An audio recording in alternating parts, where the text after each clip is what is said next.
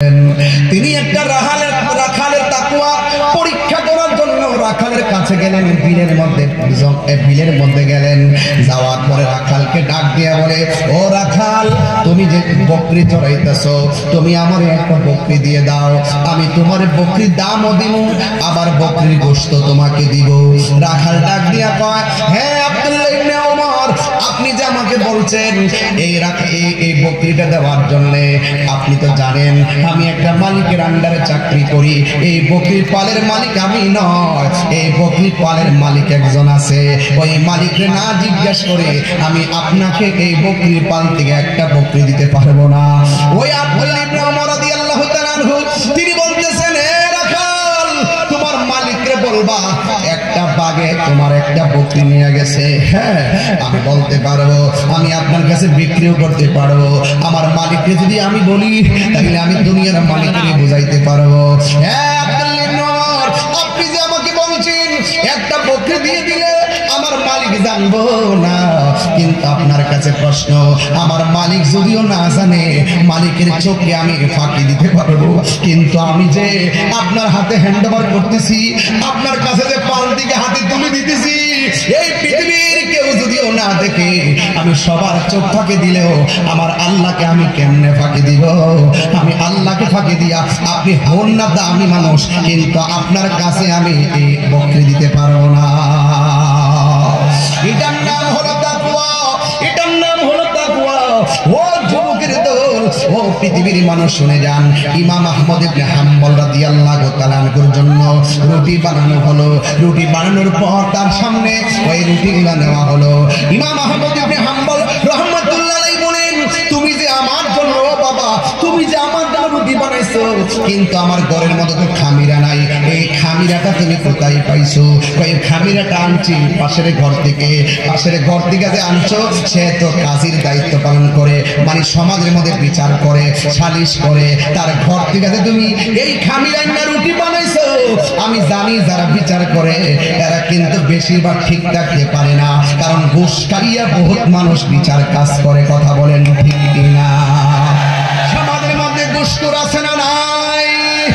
আরো জোরে বলো, আছে না নাই? যারা বিচার করে একুরেট বিচার সবাই করতে জানে না, যারা একুরেট বিচার করবে না তাদের আযাবের কোনো শেষ নাই।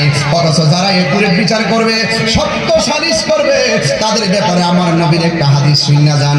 আমার নবী, আপনার নবী বলেন, হাসরের ময়দান যেদিন কায়েম হয়ে যাবে গো, ওই কঠিন মুসিবতের সময় আল্লাহর ছায়া দিলে কোনো ছায়া থাকবে না। যেই দিন মানুষ নফসি নফসি নফসি নফসি নফসি বলে কাঁদবে, আল্লাহর ছায়া বিনে কোনো ছায়া থাকবে না। কেউ যার যার গুনাহ অনুযায়ী মানুষ সাঁতার কাটবে, কেউ গিরা পানির মধ্যে সাঁতার কাটবে আর চোখের পানি ফালায়া কাটবে, কেউ হাঁটু পানিতে সাঁতার কাটবে, চোখের পানি ফালায়া কাটবে, কেউ কোমর পানিতে সাঁতার কাটবে, চোখের পানি ফেলে কাটবে। এবার জিজ্ঞেস করেন, হুজুর দুনিয়ার নদীর পানি আর ওই নদীর পানি কি এক নাকি? আমি বলবো না না, ওই দিন পৃথিবীর কোনো জায়গায় কোনো পানি থাকবে না, একটা দেশের মধ্যে পানিটা উঠবে। ওই পানিটার নাম হলো সিরিয়া বা শাম। ওই শাম দেশের মধ্যে সেই মাঠটা হবে, ওই মাঠের পানি নদীর পানি হবে না। যার যার গুনাহ যতটুকুন, তার শরীর থেকে ঘাম যেটা করবে ততটুকুন, যার গুনাহ যতটুকুন তার ঘাম করবে নিচে ততটুকুন। মাথার হাত বিঘাত করে সূর্যটা থাকবে, ওই সূর্যটা মাথার তালুর মধ্যে লাগবে, আর মাথার খুলিটা সেকেন্ডের ভিতরে উড়ে যাবে। আর মাথার ভিতরে যে মগজটা আছে, এই মগজটা ভাতের মারের মতন ছিটে ছিটে ডানে বামে পড়বে। এত কঠিন একটা মাঠ। আমার নবী কয়, ওই মাঠে যদি পৃথিবীর কোনো মা সন্তান প্রসব করত, তাইলে নিজের জানটা বাঁচাইতে যায় আর সন্তানের পেটের মধ্যে দাঁড়ায় যায় তো জানটা বাঁচানোর জন্য। এমন একটা কঠিন দয়া মায়াহীন একটা মাঠ হবে রে। কেউ গিরা পানিতে সাঁতার কাটবে, কেউ হাঁটু পানিতে সাঁতার কাটবে, আর শরীর থেকে যে পানিটা ঝরবে, এই পানিটা দুনিয়ার আগুন যতটুকু গরম, এর চাইতে 70 গুণ গরম হবে সেই পানিটা। পোল্ট্রি মুরগি যেমন করে মিশনি দিলে পাখাগুলা যেমন করে শরীর থেকে আলাদা হয়ে যায়, হাঁস দেখবেন গরম পানির মধ্যে দিলে যেমন করে হাঁসের পশমগুলা যেমনি উঠে ফেলে। যুবক ভাইয়েরা, ওই হাসরের ময়দানে যেই দিন মাথার উপরে সূর্যটা লাগবে, শরীর থেকে যে পানিগুলা ঝরবে, পানিগুলা যখন পায়ের মধ্যে লাগবে, পায়ের হাড্ডি থেকে গোশতগুলো আস্তে করে আলাদা হয়ে যাবে। কেউ কোমর পানিতে সাঁতার কাটবে, কোমর পানিতে গোশতগুলা খুলে যাবে। কেউ গলা পানিতে সাঁতার কাটবে, অল বডির মধ্যে যে গোশতগুলো আছে সবগুলা গরম পানিতে খুলে যাবে। কঙ্কালের মতন চোখের পানি কেন? আরে কঙ্কালের মতো মানুষ সবাই নাফসি নাফসি বলে কাঁদবে। দুনিয়ার বাড়িতে আগুন লাগলে, আজকে যদি জল করিয়ার গ্রামে আগুন লাগে, ফায়ার সার্ভিস আগুন নিভাবে। দন্ডাই হয়তো দূরে আসবে, আসফাবি ভাই দূরে আসবে, জুবাইদুল দূরে আসবে, এরা দূরে দূরে আইসা বলবে, মঞ্জুরুল দূরে আসবে, এরা দূরে আইসা বলবে আগুন আগুন। ফায়ার সার্ভিসে যে আগুন নিভাইবে ওসিম হতে আসবে। কিন্তু হাসরের ময়দানে একটার সামনে আরেকটা কষ্ট করতেছে। একজনের কষ্টের ভাগ ওই কবরে নেওয়ার সুযোগ নাই রে বাবা। হাসরের ময়দানে কেউ কাউকে চিনবে না। কথা বলেন ঠিক কিনা? আরে আওয়াজ করেন আল্লাহু আকবার। এই দুনিয়ার মানুষ বড় অসহায় হয়ে যাবে। রাসূল বলেন সেই দিন আল্লাহর ছায়া বিনে কোনো ছায়া থাকবে না। ওই কঠিন মুসিবতে 7 প্রকারের মানুষকে আমার আল্লাহ আরশে আজিমের নিচে ছায়া দান করবে। এর মধ্যে 1 নম্বর হলো আদল, ন্যায় বিচারক। এই জন্য আমি ওয়াজের মধ্যে বলছিলাম, তুমি যে রুটিটা বানাইবার জন্য খামিরটা আনছিলাম সে তো বিচারক। এই বিচারকরা তো ঠিক মতো বিচার করে না, ডানে বামে কিছু খাইয়া ফেলায়। খাওয়াই না সর্দার আছে না নাই? এলাকে চলে নেই গোলা আবার না আমার দৌড়ে কেউ হবো বাবা যা। আপনি যদি নীতিগত ভাবে যদি বিচারক হতে পারেন, আল্লাহ পাকের কোরআন ধরে কথা বলছি, যদি আপনি নীতিগত ভাবে বিচারটা করতে পারেন, আল্লাহ রাসূল বলছেন হাসরের মাঠে যেই দিন মানুষ নাফসি নাফসি বলে কাঁদবে, ওই কঠিন মুসিবতে আল্লাহ পাক আপনাকে কোটি লোক থেকে বের করে আরশে আজিমের নিচে ছায়া দিয়ে দিবেন। আল্লাহকে আপনাকে সম্মান কম দিছে নাকি? আপনি ঘুষ খাবেন কেন? খাইবেন কেন? হ্যাঁ খান, নো প্রবলেম। খেয়ে খেয়ে গলা ঘাটতি গুল করে, পেট বড় করে, কোনো সমস্যা না। নামাজে যাই বলবেন এমনি ঘুষ খাইতে গেছে, এমনি গান মন গুলো হইয়া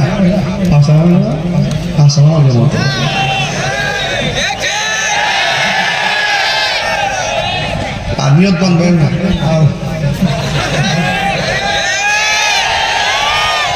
আমার পোলা পান্ডি ছাত্র সেনা পোলা পান্ডি গেল, আমার জলকরিয়া পোলা পান্ডি কই যুবক ছেলের হাত তুলেন দেখি।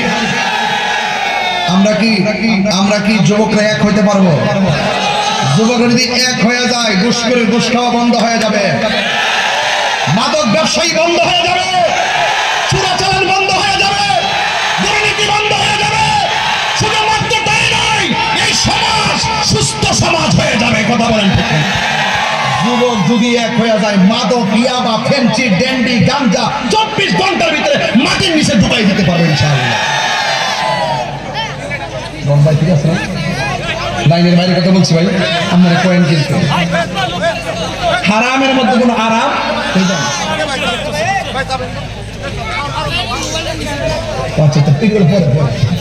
আচ্ছা আর 10 মিনিট সময় দিবেন না আমারে? আর একটু দিবেন আমারে না? আপনারা কষ্ট পাইলে তো আমি কষ্ট পাই, বুঝলেন না? আমি আপনাদের কারণে, আপনারা যদি কষ্ট পান তাহলে আমি মুসাফির মানুষ, মেহমান হয় তো কারো কষ্ট দেওয়া ঠিক না।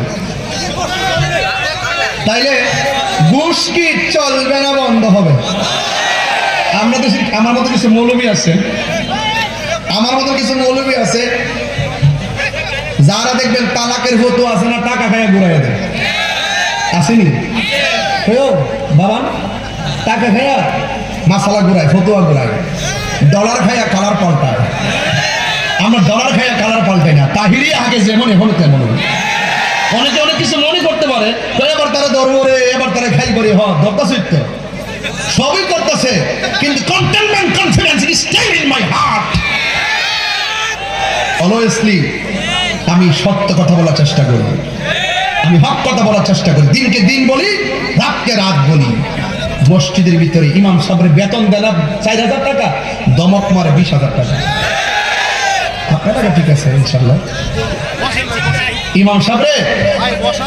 ইমাম সাহেবরে বেতন যে ৬,০০০ টাকা, দমক মারে ২০,০০০ টাকা, এগুলা চলবে না। ইমামকে সম্মান করবেন, এই জন্য ইমাম হলো সমাজের সবচাইতে বড় নেতা, তাকে সম্মান করতে হবে। ভাই আমি শুধু বলি একটা দায়িত্ব বিহাজাল ইমাম, একটা দায়িত্ব বিহাজাল, আর সে নিতেছে আনা ইমাম ইমান হাজার, যারা হাজির আছে যারা হাজির হবে সবার দায়িত্ব আমি নিলাম, আর আপনি চুপচাপ দাঁড়ায় থাকেন আর সে সব তাসবিহ সূরা পড়তেছে, কেরাত করছে, আপনার দায়িত্ব সে নিল, আর সেই মানুষটা যদি অবহেলা করেন তাহলে চলবো? এই যে তাহির হুজুর আনতে যাই আর রংপুরের মানুষ যে ভালোবাসা দেখাইছেন, এটার নামই ভালোবাসা। এইভাবেই ভালোবাসা, এই ভালোবাসা দিয়েই দেশটাকে, আরে কাগজের অভাব নাই, শান চলবে না ইনশাল্লাহ। এখানে দেখছে হুজুর 2টা শান গিয়ে শোনাবেন, আর সৌনশ্রী হুজুর আপনার মাহফিলের একটা সিরিয়াল নিতে চাই হুজুর, আপনার কোনটা আজান শুনতে চাই।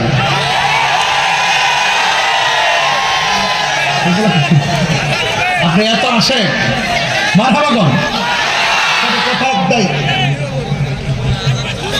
দেখতেছি তো, জানতে দেখতেছি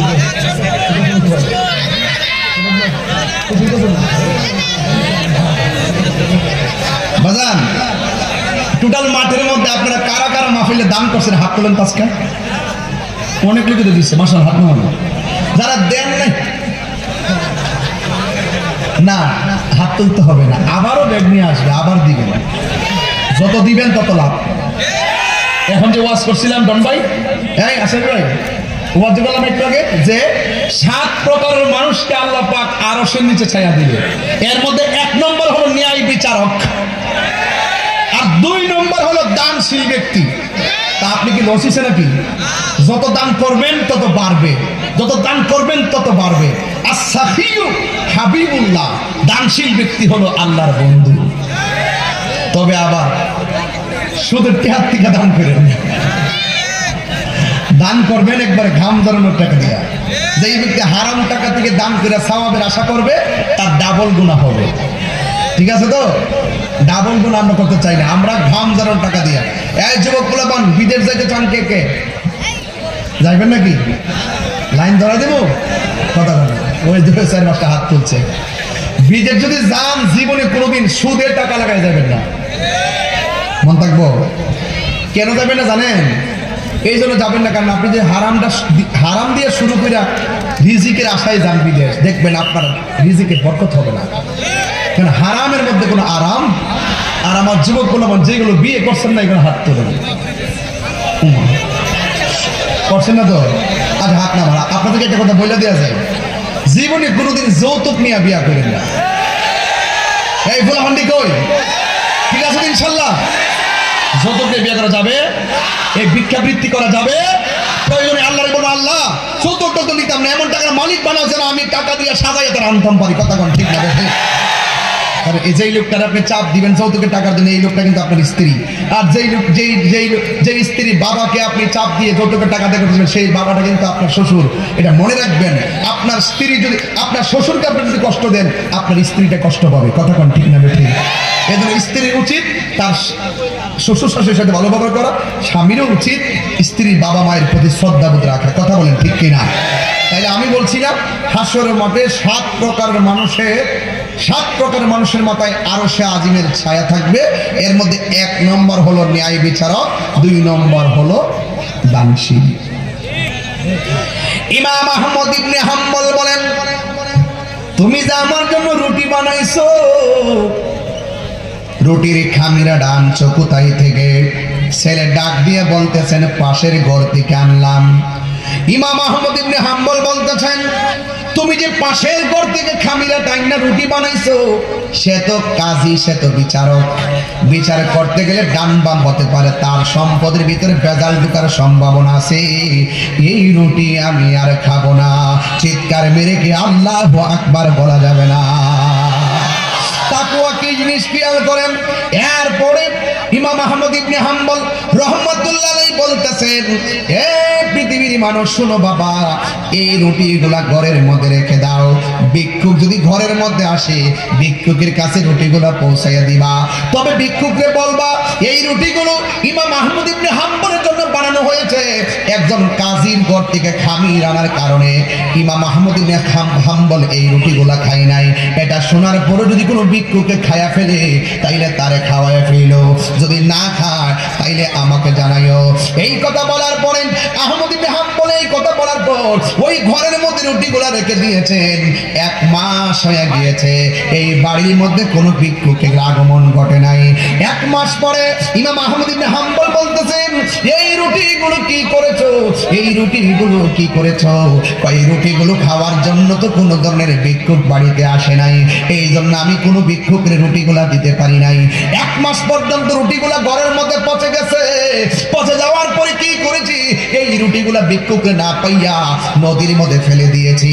এবার নদীর মধ্যে মাছে যেন খেয়ে ফেলে, আমি নদীর মধ্যে ফেলে দিয়েছি। এই কথা নদীর মধ্যে ফেলে দেওয়ার পর 1 মাস পরে যখন আহমদ ইবনে হাম্বল শুনলেন ওই রুটিগুলো নদীর মধ্যে ফেলে দিয়েছেন, সেই দিন থেকে আহমদ ইবনে হাম্বল আর নদীর মাছ খাই নাই। যে এই রুটিগুলো না জানে কোন মাছে খেয়েছে, না জানে কোন মাছে খেয়েছে। এর মানে হলো মাছ খাওয়া হারাম না, উনার তাকওয়াটা আল্লাহর ভয় এমন ছিল। ইমাম আহমদ ইবনে হাম্বল বলতেছেন যে হারাম খাইয়া যার শরীরে রক্ত তৈরি হয়, এই হাতের দোয়া আমার আল্লাহ কোনদিন কবুল করবে না।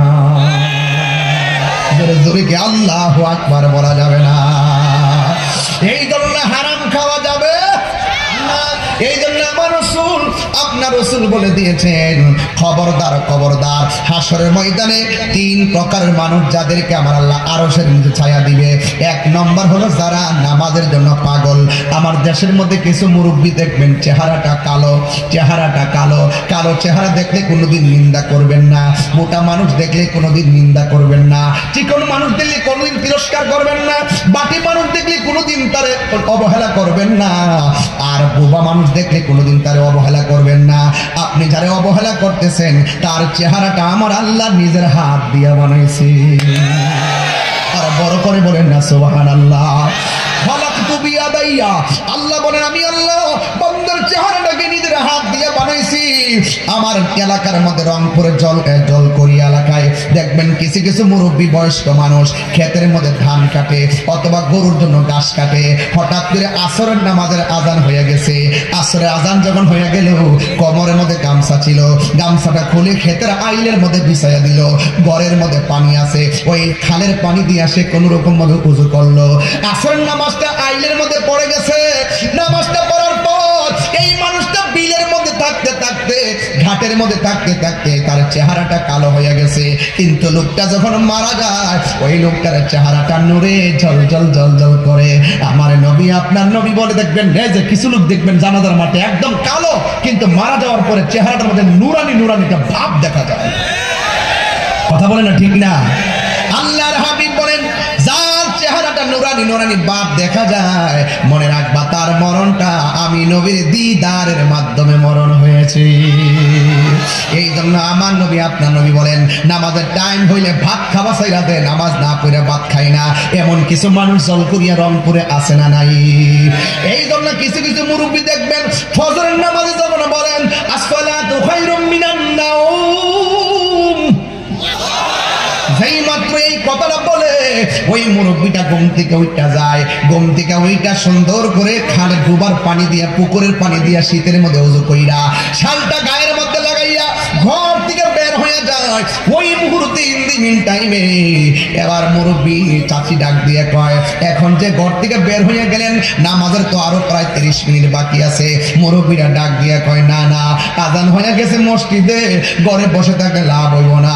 আমার নবী বলছেন মসজিদে যাইয়া চুপচাপ বৈশা থাকলেও নফল ইবাদতের সওয়াব হয়ে যায়।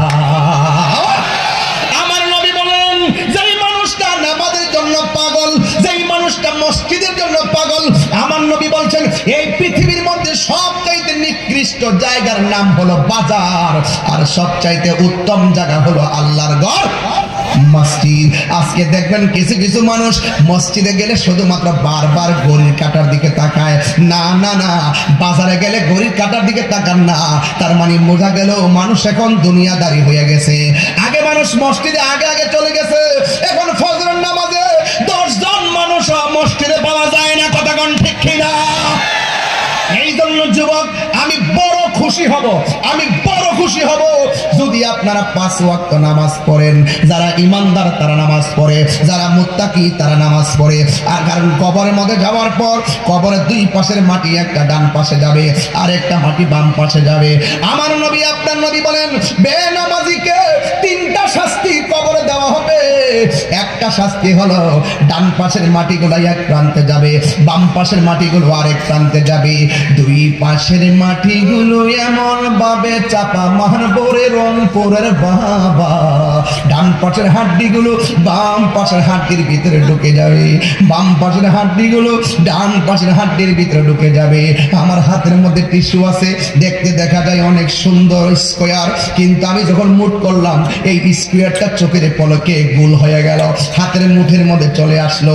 কবরটা দেখা যায় অনেক পাশ, লাশটা অনেক লম্বা, কিন্তু আমার নবী বলেন বেনামাজি হইয়া যারা কবরে যাবে ডান পাশের মাটিগুলো এক প্রান্তে যাবে, বাম পাশের মাটিগুলো আরেক প্রান্তে যাইয়া এমন জোরে একটা চাপা মারবো একদম হাড্ডিগুলারে গোড়া বানাইয়া ফেলাইব।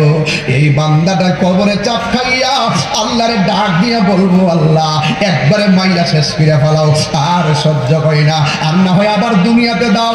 দুনিয়ার মধ্যে নামাজ না পড়লে কবরে যদি এমন আযাব হইব, আগে যদি জানতাম জীবনে কোনোদিন নামাজ ছাড়তাম না। আল্লাহ বলেন না না সুম্মা ইলাইহি তুরজাউন, না না আমি আল্লাহর দিকে ফিরে আসলে আর কবরের জগতে যাওয়া যাবে না। এই জন্য আমার যুবক ভাইরা বেনামাজির জন্য 2 নম্বর শাস্তি হলো কবর ভিতরে সাপ আর বিচ্ছু ঢুকাইয়া দেওয়া হবে। শুধুমাত্র তাই নয়, শুধুমাত্র তাই নয়, কবরের ভিতরে ওই এমন একটা ফেরেশতা পাঠাবে যেই ফেরেশতা কানে শুনে না, যেই ফেরেশতা চোখে দেখে না, তার হাতের মধ্যে থাকবে হাতুড়ি, মারবে পেট পাতার একটা বাড়ি, 70 গজ মাটির নিচে ঢুকাইয়া দিব, কান্নার আওয়াজ কেউ শুনবে না। পৃথিবীর সব গরু কবরের কান্নার আওয়াজ শুনবে, পৃথিবীর গরু ছাগল কান্নার আওয়াজ শুনবে, পৃথিবীর সব প্রাণী কান্নার আওয়াজ শুনবে। এই জলপুরিয়ায় গুরুস্থান আছে না নাই? ওই গুরুস্থানে কত মানুষ গেছে, একটা মানুষও কবরের ভিতরে আযাবের আওয়াজ পায় না। কিন্তু আমার আল্লাহ বলেন ওয়া মা ইয়াস্তাবিল আহইয়া ওয়ালাল আমওয়াত। 3 বার কোন আল্লাহু আকবার। ওয়া মা ইয়াস্তাবিল আহইয়া ওয়ালাল আমওয়াত।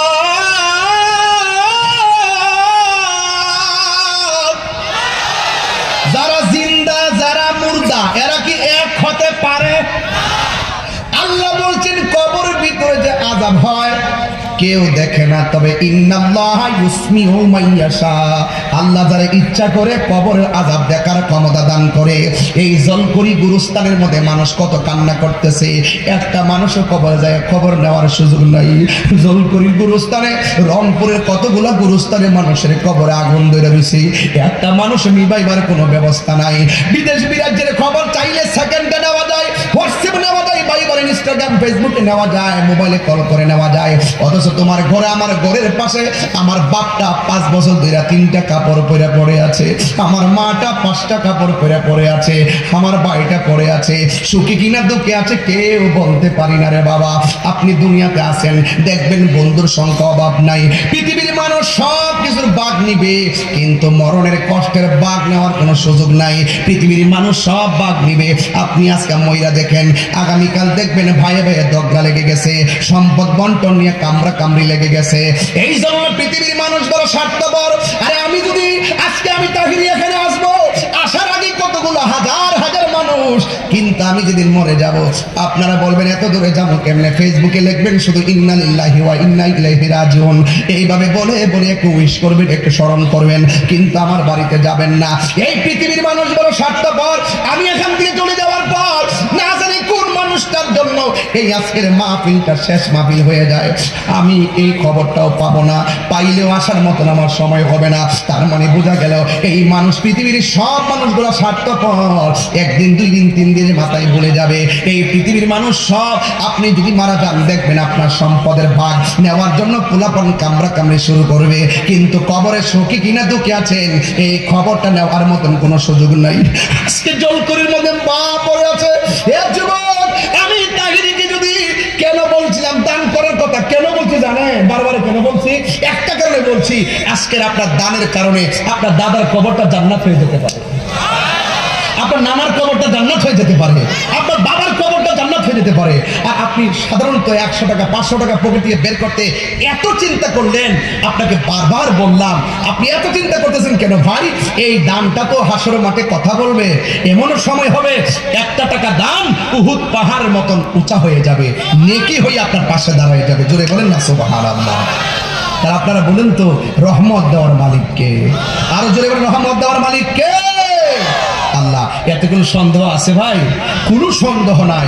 এই জন্য আমার রাসূল বলতেছেন যে খবরদার হাসর মাঠে মসজিদের প্রতি যার মনটা নরম। আজকে অনেকগুলা পোলাপান আসছে, আমি যদি জিজ্ঞাসা করি ভাই রে আজকের জোহরটা কি হয়েছে, ভাই আমি জোহর পড়ছি কই আজকে গাড়ির ভিতরে, আমি বাইরে বলছে ভাই জানি, আমি যাওয়ার পরে মানুষ বের দিবে, গড়ও পারবো না পারো না, আমাকে একটু দিকটা মিলিয়ে দেন আমি যেন গাড়িটার ভিতরে নামাজ পড়তে পারি। ভাই গাড়ি চালাইছেন, আমি পাশে বৈশা গাড়িতে নামাজটা বসে কেন জানেন?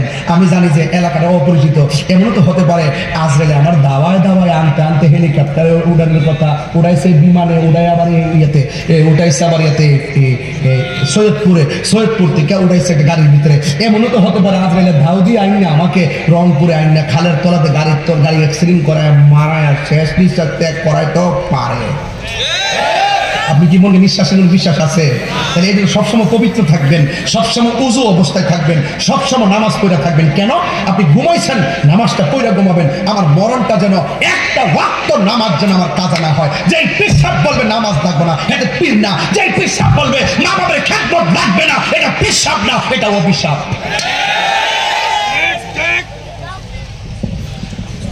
কষ্ট নিবেন না প্লিজ। খুব শান্তি লাগতেছে আপনাদের ভদ্রতা দেখে, খুব শান্তি লাগতেছে। এখন বলেন তো সবচাইতে উত্তম জায়গা কি, বাজার না মসজিদ? আরো বড় করে জোরে বলেন। তাহলে মসজিদে গেলে কি তিক্ততা হবেন? জুম্মার নামাজের নিয়ত বান্দার আগ পর্যন্ত বাহিরে মোবাইল টিপেন কি রে? অথচ মসজিদে যাওয়ার পরে আপনি 2 রাকাত নামাজ পড়েন তাহিয়াতুল ওযু, এরপর আপনি কাবুল জুম্মা পড়বেন, নামাজগুলো ধারাবাহিকভাবে পড়বেন, পড়া শেষ করে জুম্মার ফরজ করে দূর মারেন। আপনি জানেন যে বাদাল জুম্মা আছে, আপনি সুন্নাতুল মুআক্কাদা আদায় করেন না, এটা তো আপনি গুনাহগার হবেন। তো আপনারা পড়েন না, আপনারা তো পড়েন না। এগুলো শুধু জানার নাম ঈমান না, মানার নাম ঈমান। আল্লাহ মানা নবী মানা নয়, নবী মানলে আল্লাহ মানা হয়। বুঝেন কিছু? ওয়াজ বুঝছেন কিছু? বুঝেন নাই তো। আল্লাহ যে একজন আছে হিন্দু জানে, আল্লাহ যে একজন আছে বুদ্ধ জানে, আল্লাহ যে একজন আছে খ্রিস্টান জানে, কিন্তু নবীরে মানে না। না মানার কারণে কি এই জানার কোনো দাম? আল্লাহ বলছে আকিমুস সালাত, 82 জায়গায় বলছে নামাজ কায়েম করো। কয় জায়গায়? 82 জায়গায় বলছে নামাজ কায়েম করো। এখন নামাজটা কেমনে নিয়ত বানতেই আল্লাহ কি কোরআনে লিখে দিছে? কিভাবে রুকু দিতে কোরআনে লিখে দিছে? না। রসুল হলো আল্লাহ দেখার আয়না, রসুল হলো আল্লাহ দেখার আয়না। রসুল বলেন সল্লু কামা রাআইতুমুনি উসাল্লি, তোমরা এমন ভাবে নামাজ পড়ো যেভাবে আমি নবী নামাজ পড়ি। ওয়াজ বুঝছেন তো ইনশাল্লাহ? তাহলে এই নামাজ আমরা চাই কি চাই না? এটা কারা কারা চান একটু হাত তুলেন তো দেখি। আপনারা যে আজান দেওয়ার দাবি করছেন, আজান দেওয়ার দাবি যে করছেন, আমি নামাজি না বানাই আজান দিব, ভাগলে পাইছে আমারে। আগে নামাজি বানাইতে হাত নামান, হাত নামান। জীবনে বহুত টাকা কালেকশন করছি, কিন্তু আজকে 2টা নামাজি কালেকশন করবো, যেন আমি মরে গেলে 2টা ছেলে সাথে রং করে থাকে। বিসমিল্লাহ। একজন লোক কোন হুজুর আজকে থেকে, আজকে আপনারা প্রথম দেখছি আসছেন, নামাজের কথা বলছেন, আপনি মুসাফির। আজকে নামাজ পড়ার জন্য ওয়াদা করলাম, আমি এতদিন পড়তাম না নিয়মিত, আজকে থেকে ওয়াদা করলাম নামাজ পড়বো 5 ওয়াক্ত। একটা ছেলে হাত তুলুন। না, সবাই তুলবেন না। পাইকারি ব্যবসা আমি করি না। জীবনে অনেক মাহফিলে গিয়া বলছি কে কে নামাজ পড়বেন, সবাই হাত তুলছে, সকালে কেউ নাই। এইরকম ফাও ব্যবসা আমি করি না। কথা বল ঠিক না বেঠে? যে যাই বললা হাসেন আর যাই করে, কথা কিন্তু সঠিক কথা। কারণ দুনিয়াতে সবচাইতে বড় নিকৃষ্ট মানুষ কারা জানেন? সবচাইতে নিকৃষ্ট মানুষ হলো মুনাফিক। এই সমাজে দেখবেন সবচেয়ে বড় ঝগড়া হয় মুনাফিকদের কারণে। আপনার সামনে আপনার কথা, পিছনে গিয়ে আবার বদনাম করে, আছে না নাই বলেন? আর রাসূল বলছেন যে চুগলখোর আছে না, চুগলখোর চিনেন না? চিনেন না, চুগলখোর চিনেন না। যারা প্রস্রাব করে পানি নেয় না, ওদের কবরে আযাব হবে বেশি। যারা চুগলখুরি করে তাদের কবরে আযাব হবে বেশি। চুগলখুর হলো, এই গ্রামের নাম হলো জলকরিয়া, নাকি জলকরিয়া? আচ্ছা, জলকরিয়া। এই জলকরিয়াতে মনে করেন যে একটা মেয়ে আছে, মেয়েটারে দেখতে আসছে। পাশের আর একটা গ্রামের নাম কোনটা? শ্রীরামপুর। শ্রীরামপুর আবার কেউ মাইন্ড করেন না, ঠিক আছে? আপনার নাম গেলে বললেন না, আপনার নামটা বললেন। আচ্ছা ধরেন না, এটা হইল মাইক, এটা হইল বুস্টার। তো এই জলকরিয়াতে ওই শ্রীরামপুরের একটা ছেলের জন্য বিয়ের প্রস্তাব নিয়ে এসেছে এই মেয়েটার জন্য। স্বাভাবিক যদি মেয়ে দেখতে আসে, পাশের ঘরের মানুষকে জিজ্ঞাসা নেওয়া যায় যে কি গো, আপনার এলাকার মেয়েটার নিয়ে চলেন, এই মেয়েটার বাপ মা কেমন, বংশটা কেমন, মেয়েটা দেখতে কেমন, একটা পরামর্শ করে না?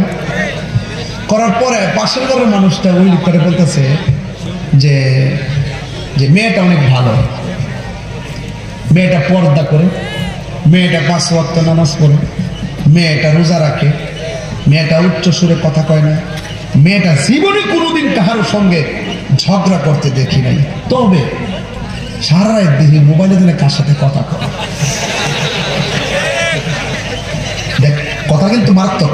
মানে এই চুগুল খুঁড়িল, তার 99 ভাগ ঠিকঠাক, তার ধরার রাস্তা নাই। মানে 99 ভাগ ওকে, একটা ভাগ এমন বাস ঢুকাইব বিয়ে আর কখনো নাই। এই জন্য চুগুলখোর।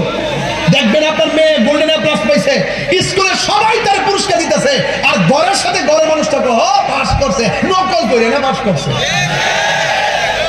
এগুলো চুগুলখোর, এগুলো কিন্তু ভয়ঙ্কর, আপনি চিনতে পারবেন না। এই জন্য রাসূল বলছেন কাফের চাইতে মুনাফিক আরো ভয়ঙ্কর। এই মুনাফিক এই জলকরিয়াতে নাই। আজকে থেকে বন্ধ করেন, আজকে থেকে বন্ধ। আমরা মুনাফিকি করব, মুনাফিকি করব। কারা কারা সত্য কথা বলবেন একটু হাত তোলেন তো দেখি, ইনশাল্লাহ। একটা স্লোগান দেন, ইনশাল্লাহ। নারে তাকবীর, নারে রিসালাত, আহলুস সুন্নাত ওয়াল জামাত, নারে রিসালাত। খুশি না বেজার?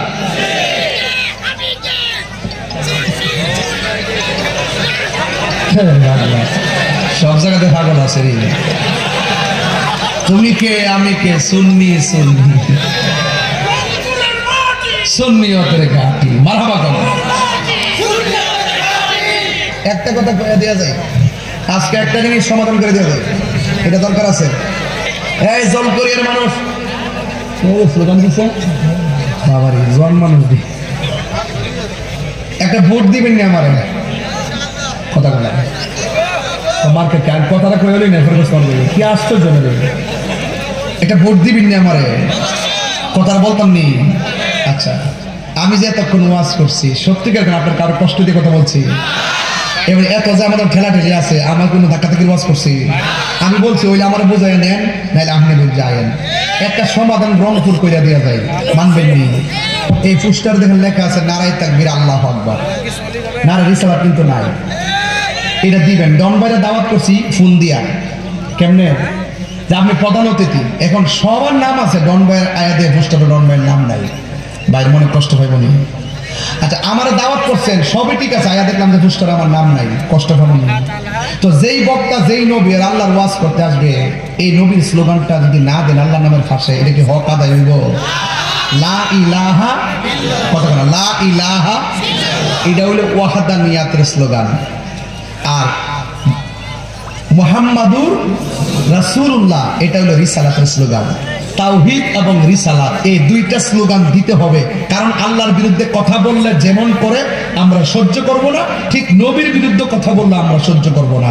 কথা ঠিক কিনা? কারণ এই স্লোগানটা যদি আমরা দেই তাহলে কি হবে, যারা যেই সমস্ত নাস্তিকরা আমার নবীর বিরুদ্ধে কথা বলতে চেষ্টা করে তাদের ব্যাপারে তারা সতর্ক হয়ে যাবে যে না, আমরা সকলের ধর্মের মধ্যে বিভাজন নাই। এই যে আল্লাহর স্লোগান লা ইলাহা ইল্লাল্লাহ মুহাম্মাদুর রাসূলুল্লাহ, দুইটা স্লোগান দিবেন, নারে তাকবীর আল্লাহু আকবার, নারে রিসালাত ইয়া রাসূলুল্লাহ দিবেন, এটা হলো আমাদের হক আদায় হবে। কথা বলেন ঠিক না? এদিকে আপনি রাগ করছেন, রাগ করছেন। আমি ওই দিন পাবনা মাহফিল করতে গেছি দিনের বেলা, দেখছেন ফেসবুকে? পাবনা মাহফিল করতে গেছি, জায়গা দেখি নারী তাকবীরও নাই, আল্লাহু আকবার নাই, নারী সালাতও নাই, ইয়া রাসূলুল্লাহ নাই। দেখেন কোন জায়গাটা ঢুকছে। হ্যাঁ নয়তো কেউ কইছে করে এটা নিয়ে আসে তো ধাক্কা ধাক্কি তেলে কোনোটাই দিস না, এগুলো করবেন না। কারণ আল্লাহ এবং নবী দিয়ে যদি আমরা মুসলমান হইয়া একটা প্ল্যাটফর্মে আসতে পারি, আমাদের মধ্যে দুর্ভাগ্য আর কিছু হতে পারে না। কথা ঠিক না?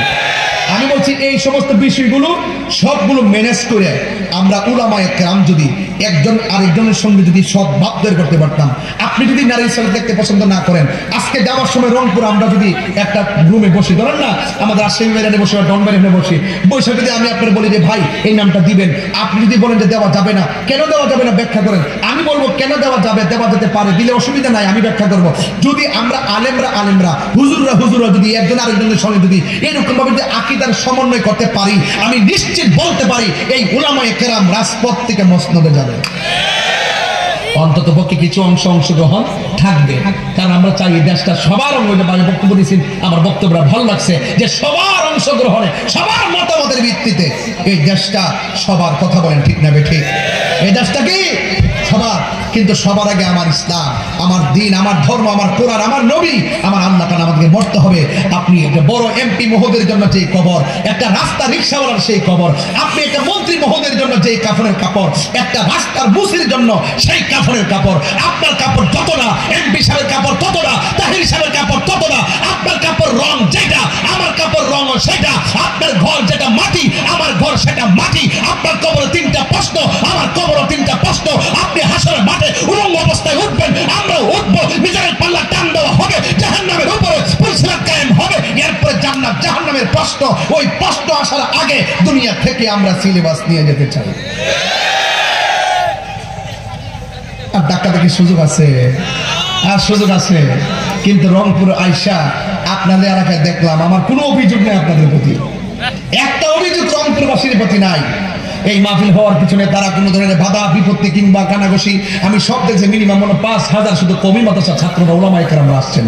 আমি পরিষ্কার ভাষায় বলছি, আমরা সকলে মিলেমিশে আকীদার সমাধান করে একটা প্ল্যাটফর্ম তৈরি করে এই ধর্মের বাগানটাকে ঐক্যবদ্ধভাবে সুন্দর করে শান্তির লক্ষ্যে সাজাতে চাই। কথা বলেন ঠিক না ঠিক?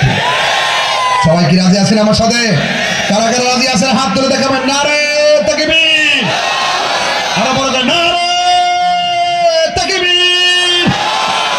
নারে রিসালাত! আলহামদুলিল্লাহ বলেন। আমার প্রতি কোনো অভিযোগ আছে? তাহলে একটা কথা ভয় করবো একজনকে, তিনি কে? মনে রাজি আছেন তো সবাই? আজকে থেকে ওয়াদা, ওই যে 2টা নামাজ চাইছিলাম না, আপনারা পড়েন মনে হয়, একবার পড়েন না, নতুন ওই যে তুমি দাঁড়া আপনারা পড়েন, মাঝে মাঝে পড়েন, নিয়মিত পড়েন। তোমার নাম কি? হ্যাঁ, মন্তাজুর রহমান। বাড়ি করি জলকরি। এই যে জলকরি মাহফিল আজকে দন্য হয়ে গেছে। মাথা কোনো গেলে যে জলকরিয়াতে ছেলেরা যতদিন বেঁচে থাকবে, আপনারাই বলবেন যে কিরে তুই না তাহির হুজুরের সামনে, হাজার হাজার লোকের সামনে, লক্ষ লোকের সামনে তুই নামাজের ওয়াদা করেছিস, নামাজ পড়স না কেন? আপনারা বলতে পারবেন না তারা? আর তুমিও দেখাই দিবা যে আমি তাহির হুজুরকে খুশি করার জন্য নামাজের ওয়াদা করি নাই, আমি আল্লাহকে খুশি করার জন্য হাজার মানুষের সামনে ওয়াদা করেছি। কথা বলেন ঠিক কিনা?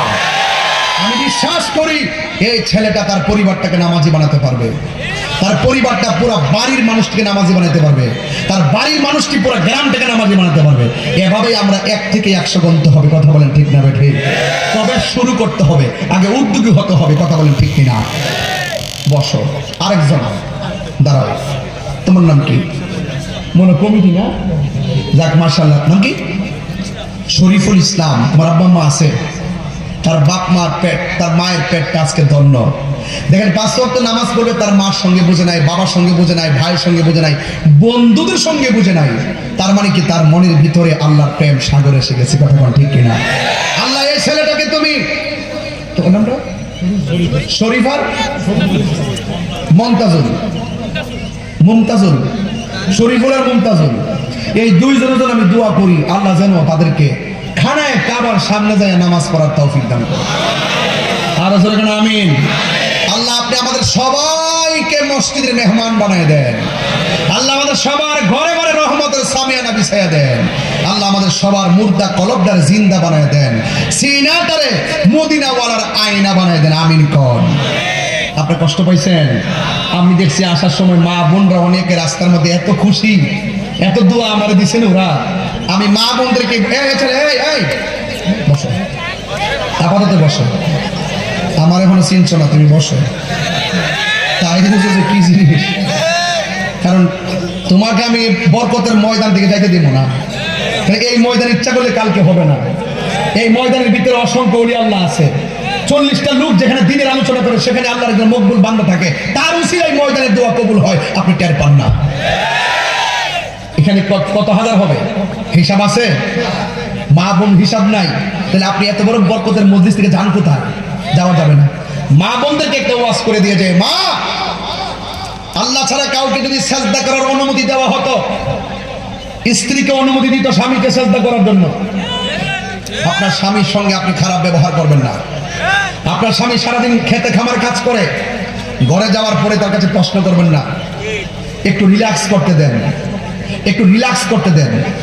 সেই মানুষটা সারাদিন রাস্তায় থেকে থেকে আপনার মুখে, আপনার সন্তানদের মুখে হাসি ফোটানোর জন্য সে নিজের ঘাম ফেলে, ঘরে যাওয়ার পরে তাকে এত প্রশ্ন করবেন না, চুপচাপ তাকে রিল্যাক্স, তাকে ফ্রেশ হতে সুযোগ দেন, তাকে খাওয়ার সুযোগ দেন, তাকে বসার সুযোগ দেন। তারপরে সে যখন রিল্যাক্স মুড হয়ে আপনার সঙ্গে কথা বলবে তখন আপনি তাকে প্রশ্ন করবেন। একটা কথা মনে রাখবেন, পুরুষ কখনো পরিশ্রম করে ক্লান্ত হয় না, পুরুষ কখনো পরিশ্রম করে শ্রান্ত হয় না। পুরুষ একমাত্র একদম ডিপ্রেশনে ভুগে একমাত্র পারিবারিক অশান্তির কারণে। কথা বলেন ঠিক কিনা? ঠিক। এই মানুষটার সারাটা জীবন আপনার জন্য, আপনার মুখে হাসি ফোটানোর জন্য জীবনটাই বিলাইয়া দিছে। সুতরাং আপনি তাকে শিখাতে হবে না, সে বুঝে আপনার হকটা কি। হুন্না লিবাসুল্লাকুম ওয়া আনতুম লিবাসুল্লাহুন্না। নারী হলো পুরুষের পোশাক আর পুরুষ হলো নারীর পোশাক। এই জন্য একজন আরেকজনের সঙ্গে সম্প্রীতি বজায় রেখে চলবেন। হাসরের মাঠে এটা মেরাজের চাঁদ। ভাই এবং আশির ভাই কথা বলে যায়, জুবাইদুল এটা মেরাজের চাঁদ, কিছু কথা না বললে হক আদায় হবে না। এই যে নামাজি দুইটা বাড়াইছে কিরে, এই রজবের চাঁদে আল্লাহ পাক নবীর কাছে 5 ওয়াক্ত নামাজ দিছিল মেরাজের রাত্রে। এই জন্য এই চাঁদের মধ্যে দুইটা ছেলে নামাজি বানাই গেলাম। এই রজবের মাসে নবী যখন মেরাজে গেছে, যাইয়া দেখলেন কিছু কিছু মহিলাদের পা গুলো গাছের মধ্যে বেঁধে মাথার চুলগুলো নিচে ঝুলায় রাখা হয়েছে।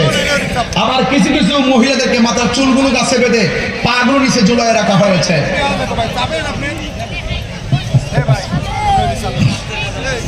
রাসূল বললেন, আল্লাহ এরা কারা যাদের পা গুলো নিচে ঝুলাই রাখছে অথবা চুলগুলো নিচে ঝুলাই রাখছে? রাসূল বলেন, আল্লাহ বলেন, হে বন্ধু, এরা হলো দুনিয়ার ওই সমস্ত নারী যারা দুনিয়াতে স্বামীর অনুমতি ছাড়া রাস্তাঘাটে বেপর্দায় চলাফেরা করেছে। কথা বলেন ঠিক না বেটি?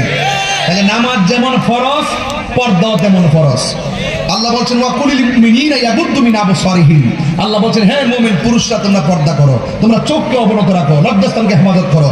আর যে বলছে ওয়াকুলিল মুমিনাতি ইয়াগুদ্দুনা মিন আবসারিহিন্না, এই যে আল্লাহ বলছেন, হে নারী সমাজ তোমরা পর্দা করো। তাইলে মহিলাদেরকে বলার আগে পুরুষদেরকে পর্দা কথা বলছেন কেন? আর রিজালু কাওয়ামুনা আলান নিসা, পুরুষ হলো নারীদের পরিচালক। আপনি কখনো স্ত্রীর কাছে 5000 টাকা ধরাই দিয়ে বলবেন না তুমি বাজারে গিয়ে চয়েস মতো কিনে ফেলো, এটা কখনো করবেন না। বরং আপনি নিজে গিয়ে কিনবেন, কিনে এনে ওয়াইফের হাতে দিবেন। আর ওয়াইফের উচিত 10 টাকা হোক 20 টাকা হোক, এটাই আমার কাছে কোটি টাকা। তবে পুরুষ যদি কিনেন 2000 টাকা কিনলে 4000 টাকা করবেন, এটা জায়েজ আছে। স্ত্রীর মনটা খুশি করবো লাগে, কিছু কিছু মাঝে মাঝে কম যাইব। আর যুদ্ধক্ষেত্রে কম যাইব। আপনি যদি অস্ত্রটাকে 12টা, আপনি দেবেন আমার কাছে আছে 20টা। ওই অপশক্তিকে রুখে দেওয়ার জন্য না থাকলেও দেবেন আমার অভাব নেই, এটা জায়েজ আছে যুদ্ধক্ষেত্রে আর কি। এটা ব্যাখ্যা আছে, আবার ফতোয়া আছে আমার কাছে। হুজুর জিজ্ঞাসা জানি যে কইছি কথাটা ঠিক আছে কিনা। চাচা ঠিক আছে নি? আখিরি কালাম। আমি তাহিরিকে যদি 1 মিনিটের জন্য ভালো লেগে থাকে, আমি টোটাল সূর্যটা চোখে নিয়ে ওয়াজ করছি, এই জন্য এদিকে বেশি তাকাই নাই, এদিকে বেশি তাকাইছি। আপনার কাছে ক্ষমা চেয়ে নিলাম। একটা কথা বলবো, তাহিরি হুজুরে যদি 1 মিনিটের জন্য ভালোবেসে থাকেন, আজকে থেকে ওয়াদা করেন আমরা কোনোদিন মা বাবাকে কষ্ট দিব না। ইনশাল্লাহ বলেন, ইনশাল্লাহ বলেন। মা বাবাকে কষ্ট দেওয়া যাবে? মা বাবাকে কষ্ট দিলে আল্লাহকে পাওয়া যাবে? মা বাবাকে কষ্ট দিলে নামাজ পড়লে লাভ হবে? মা বাবাকে কষ্ট দিলে অসন্তুষ্ট হয় একজন, তিনি কে? এই জন্য মা বাবাই আপনার জান্নাত, মা বাবা আপনার জাহান্নাম। মা বাবার সঙ্গে ভালো ব্যবহার করলে জান্নাত পাবেন, মা বাবার সঙ্গে খারাপ ব্যবহার করলে জাহান্নামে যাবেন। আল্লাহ পাক আমাদের সকলকে মা বাবার আশিক হিসেবে কবুল করুন, বলুন আমিন। এই রংপুরের মানুষ সবাই ভালো থাকুন।